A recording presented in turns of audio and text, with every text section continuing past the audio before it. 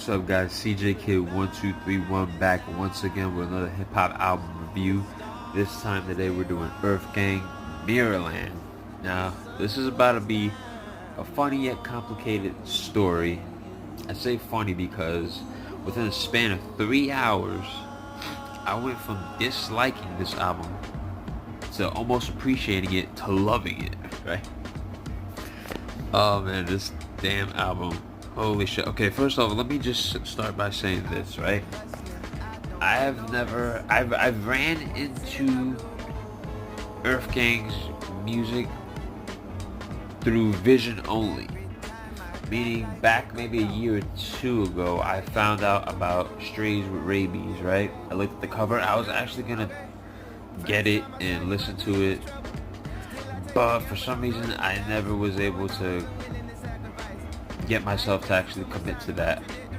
So I mean, I saw the cover, I thought it looked dope with the air balloon and then just what was it, wolves or hyenas on the cover at night.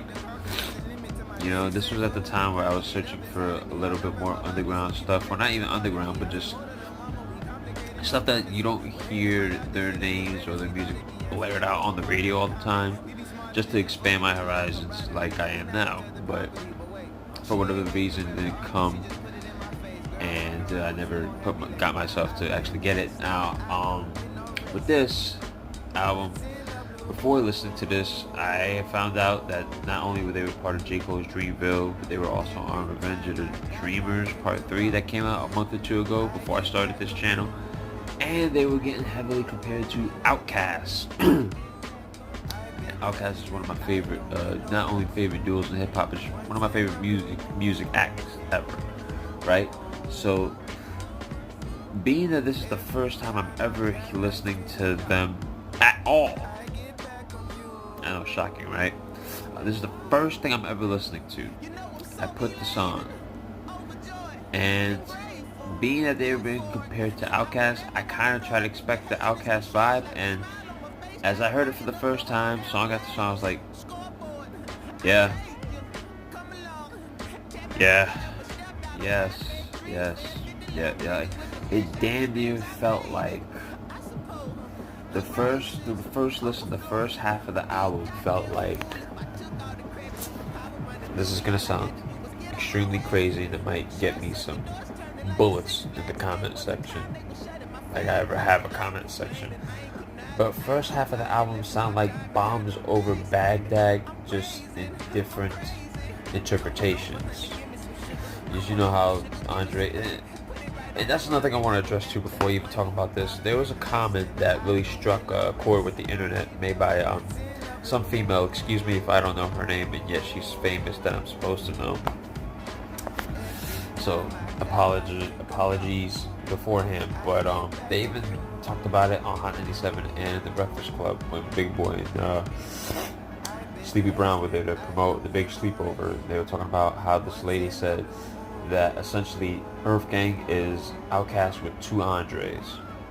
Now everybody took it out of context, because listening to this project I kind of understood what she was saying. If you look at Outcast, Big Boy is the more street orientated, edgy rapper.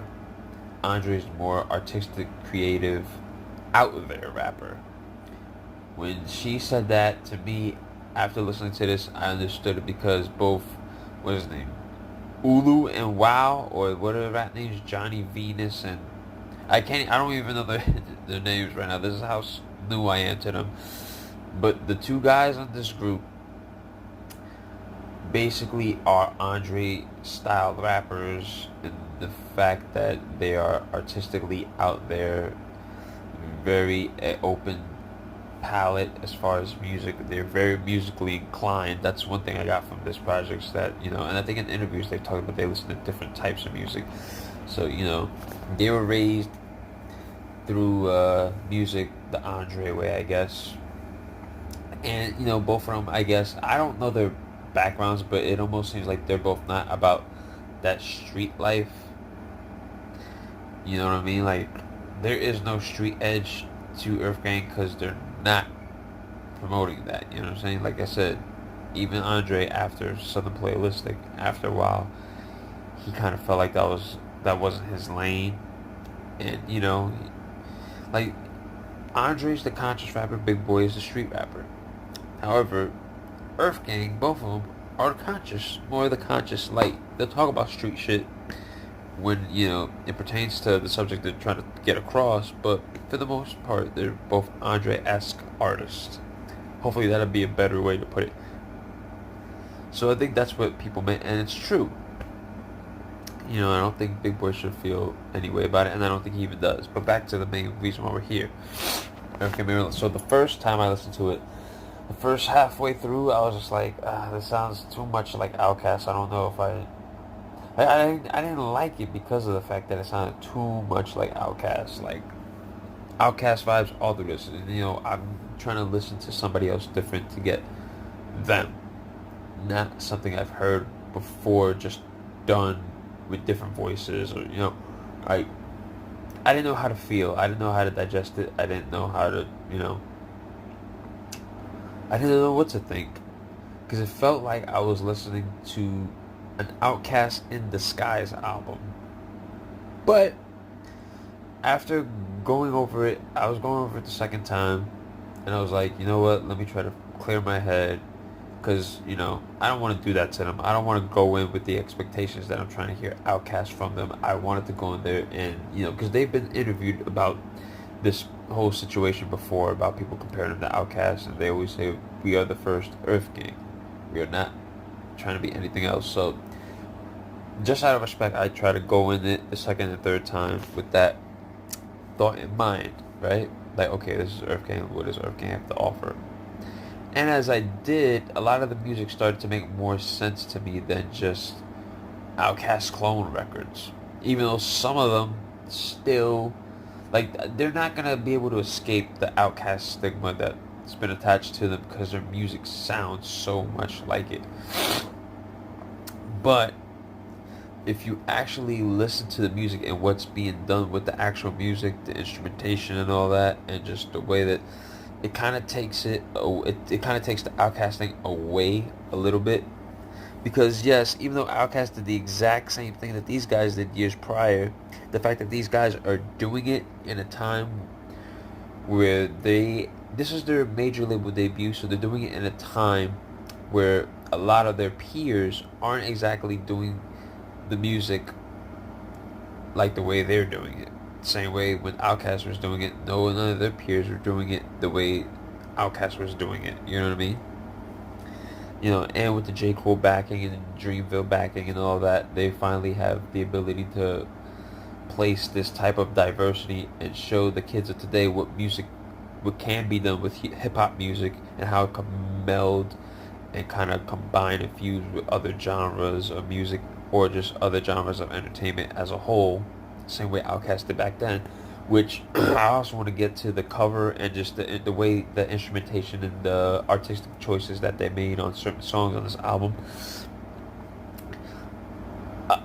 This album, the best way to describe it, the cover reminds me of Aquemini, to be honest with you. There's a lot going on. You really have to look at it and kind of take it in at first, because there's a lot of things to spot in there. The music presentation reminds me of Aquemini. The songs remind me of Stankonia, Speakerboxx Love Below era. I know I'm making all these Outkast comparisons, but like at the end of the day, if I want to cut the Outkast comparison short and just say what it is, it feels like Earthgang Mirrorland feels like the best of all the different eras of Outkast, with the instrumentation and artistic touch of Aquemini in all the songs. And I know it's probably gonna suck that people keep hearing me compare it to Outkast, but it's as plain as day at that point. You know, I mean, anybody that listens to this and doesn't think Outkast either doesn't know who Outkast is, which would be crazy, but then again, I don't know who Earthgang is or any of these other popular rappers, so younger kids can look at me like I'm crazy. But so you either don't know what Outkast is, or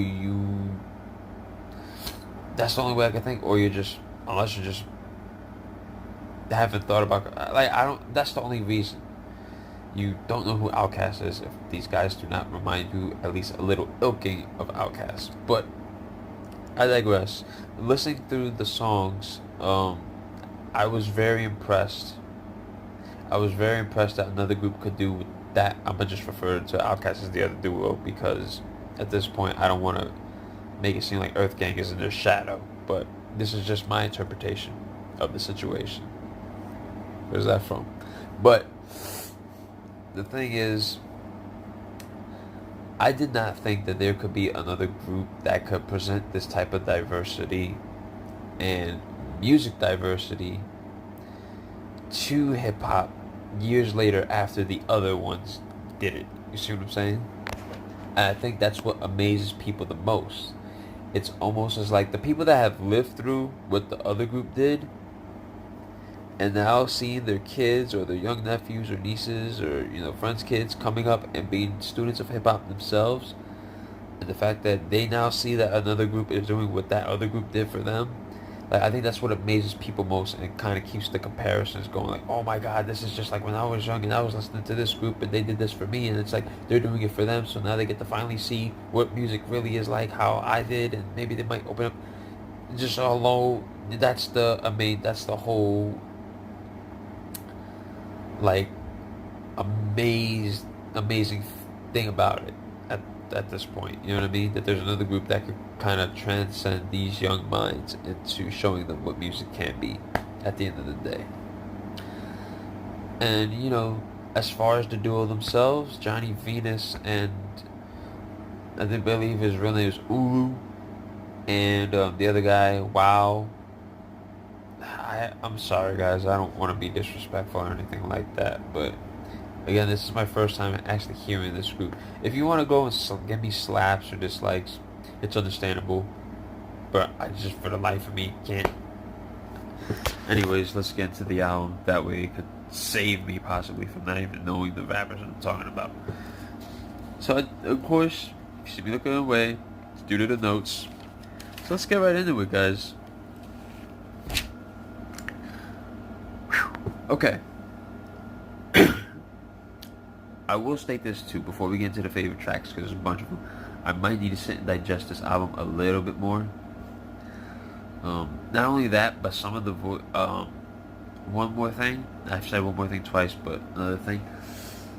I had to kind of get used to trying to distinguish the voices. So Johnny Venus is the younger, I believe is the younger guy, the smaller guy of the group, and I guess the other guy is the bigger, the deeper sounding guy. One question I want to ask, and if any of you Earthgang fans or just people that are fans of that group's particular music could let me in and fill me in on this, is that were the past two albums similar to this, or past mixtapes similar to this? Because this album in particular, I feel like I hear the younger guy's voice. I hear him more throughout the project. I even think I hear him with some solo songs. Like, is this similar to how, like, in a Tribe Called Quest album, it would be both of them, but the Q-Tip will have a majority of solo songs on the record? Is that how they do their stuff? Does Johnny Venus have, like, more solos than the other guy, but the other guy's on the record too for a certain amount of album or project? Like, if you guys kind of let me in on that, then, maybe it'll clear up a lot more things that I have questions about here. But here we go, favorite tracks. Of course, first, La La Challenge is crazy. He talks about stuff of, I really can't put into words, because there was one verse that, though, I believe this is by Johnny Venus too. Correct me if I'm wrong, but, he's talking about, these dudes are bitches, and the fact that these tough guys, then there's soft guys that try to act tough, and that's basically only like a couple of bars. He talked about that subject, but the music all around it was just crazy, and the fact that at around 1 minute and 38 seconds it gets into this whole segment about this girl asking for some fries and stuff, and then it basically turns into a whole other genre of music towards the end of the song, where it kind of like becomes more like a party vibe. It definitely had Andre 3000 written all over it, the vibe. And it's almost, I almost was waiting for him to come in and do his part in the song, and I have to forget, like, wait, this is not, out. This is not the other group. So, but I love that song. Surprisingly, Up is not on here just because even though it is a great track, I just was like, Top Down. I love the hook on this, and the beat is crazy. I think that the way that they use this hook, this popish hook, implemented better on here than what I felt was implemented on the IDK Is He Real album, which we'll review soon. Maybe soon after this, but we'll talk about that comparison when we get to that album. But as far as it being used on this album, on this song, Top Down, that hook, it's pretty great. I really enjoyed the hook. Let me see. The first verse talks about a guy. Oh yeah, guys that are old trying to act like they're young. I believe that the older gentleman, the one with the deeper voice in Earthgang, writes about that verse. And the second verse basically talks about running into an ex who sees them getting it, you know what I'm saying, but wants to know more about them and stuff like that. And I believe that's within a few bars in the verses too, from what I was able to gather, because the music was just so crazy. And then the hook at the end, which is because it's the same hook throughout the song, but at the end, the people doing the hook, like they kind of like change up the lyrics a little bit, and it becomes its own little other hook at the end. And the beat is crazy, what they were able to do with it, and the certain sounds in the backgrounds that you hear, like screams and stuff, being played as like the screams are used as instruments, or what do they call it? When you like shriek a bit, but still, it's pretty creative. I love that song, Top Down. There's a lot of songs I love on here too. Like you would think that me hating it the first time and me loving it, like that was so crazy, but it just shows you what an open perspective could do. So proud of you. I really like this song because it really dedicates to all the women that are basically hardworking, down for their guy, down to earth, self-dependent women and such. You know what I mean? Shout out to Young Thug. I don't listen to his music like that, but you know, being that he was on this song, might open me up. I was supposed to actually review his album that came out last month, but I was getting burned out on the August albums, and you know, I figured it's time to start on the September ones. So, anywho, his album was great, but on this song, great song, love it. This side, at this point of the album, I realized these guys are fucking hook masters.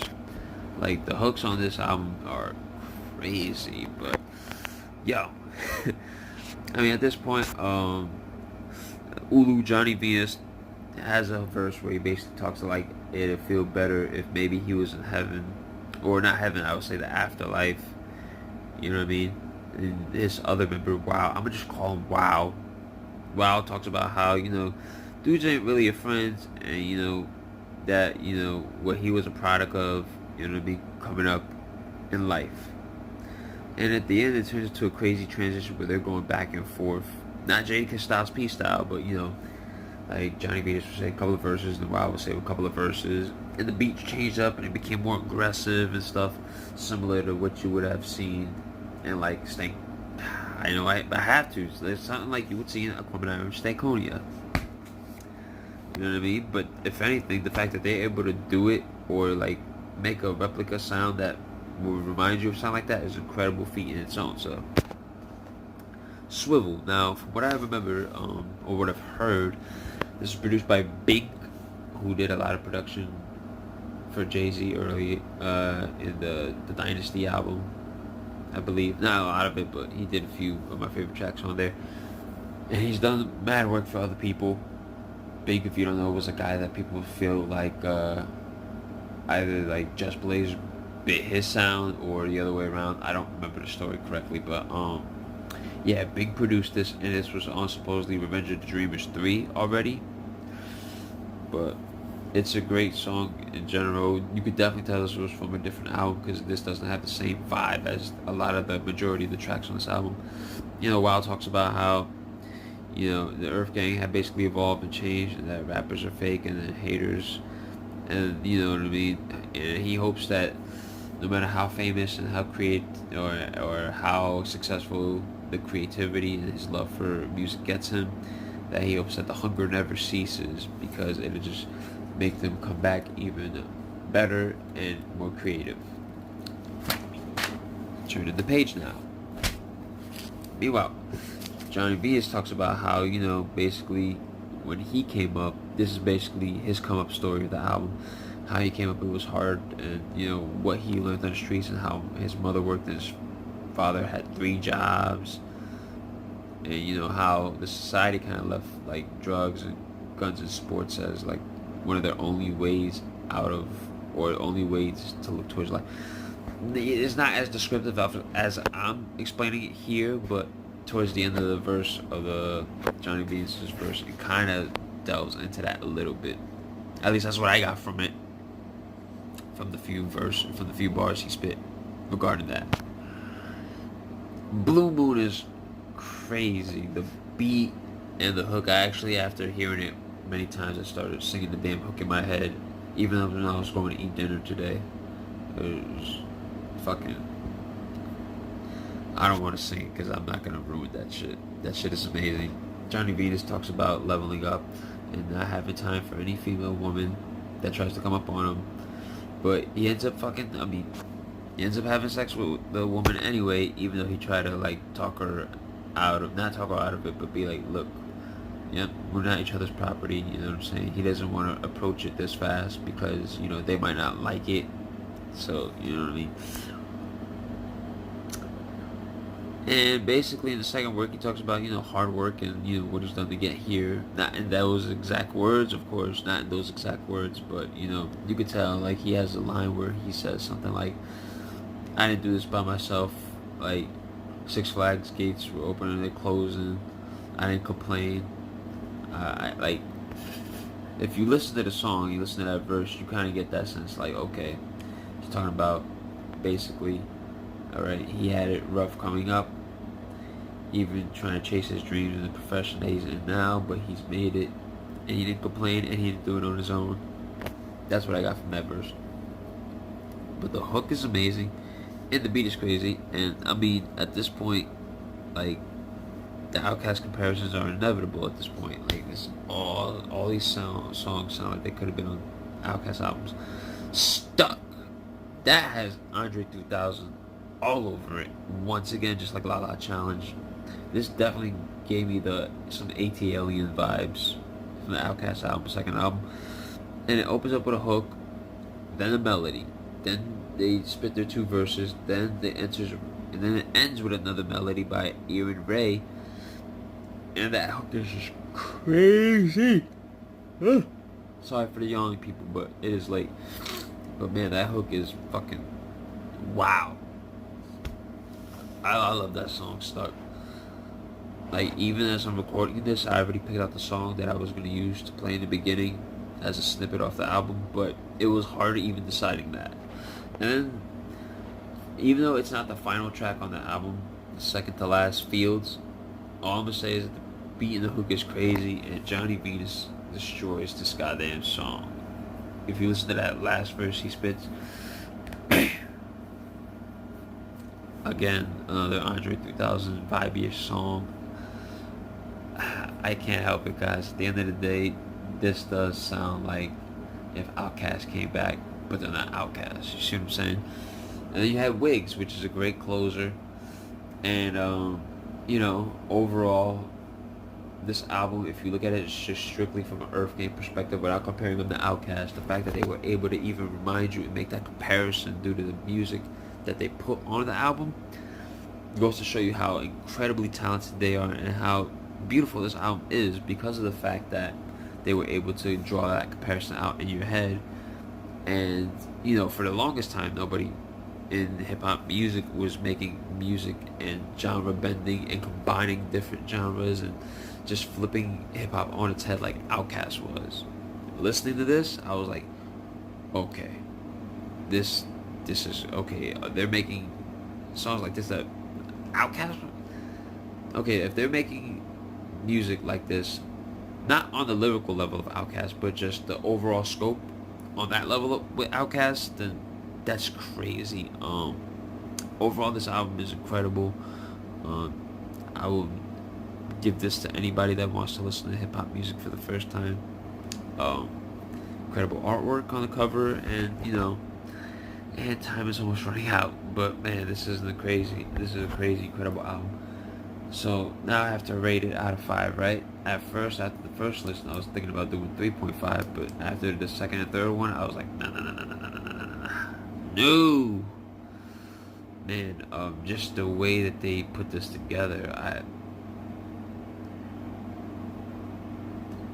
I might have to, just off what they were able to pull off here, like a low, only because I'm in my head fighting if I'm giving it to them for the talent or the fact that it's pulling on some memory heartstrings and the fact that it sounds like Outkas, but I'm not going to do them like that. I'm going to just look at it and look at what they were able to do. The fact they were able to do this, okay, is crazy. So even though that Outkas comparison is still in there, because of that, I'm going to give them a low 5 out of 5. You know what that means when something gets 5 out of 5, right? Same thing with Common, Let Love, and Rhapsody Eve. That means to me, in the future, people will probably look back at this album as a classic album. And, you know, yes, some of it might have to do with the fact that a lot of people are going to look at him and be like, okay, it reminds me of Outkas and some of Outkast's best work sonically. So, you know, that alone should award them a classic. But, you know, I also think that over time, as they grow, because this is their first major label debut. This is not the debut album. Major. Think of this album as their equivalent to Outkast's Stankonia. Even though they've had major label albums before, then the world discovered them through Stankonia. And the fact that that album was very rock and pop-ish and out there more so. This, if I had to guess, because nobody before this album, unless you were thorough fans, thorough hip-hop fans, we're talking about Earthgang, nobody before this album was talking about Earthgang the way they are now, giving them the recognition that the way they are now. So it's about to be 30 minutes, guys, but yeah, I feel like this album in the future will be looked back upon and be reviewed and ultimately decided as a classic album, in my opinion. If you feel it's a 4.5, that's great. I'm not going to argue with you. And if you were like me the first time around listening to it and you can't separate it and you can't grow from that and you kind of stuck with just thinking that you want to give it a 4 or 3.5, then I can't argue with that either, because that's how I felt. I was just like, oh, another Outkas, and it's like, I don't need to hear another Outkas. If I want Outkas, I'll go to Outkas. But anyways, guys, even though I said a low 5, a 5 is still a 5 at the end of the day, man. This is incredible. 5 out of 5. Earthgang. Shout out to you guys, man. Salute. Sorry I can't get the other guy's name right now, but you guys did some amazing work with this, and I am impressed. So with that being said, guys, love you guys. Be safe. Like and comment. And only subscribe, of course, if you like the content that I'm bringing to you on the channel. Because remember, people, subscriptions are earned, not asked for. And if you do decide to subscribe, you hit the notification bell so that way you can be notified of videos anytime they upload. Okay? So with that being said, guys, hopefully you're here for the next album playing review. IDK Is He Real? And let's see how I think about that album. But until then, guys, see ya.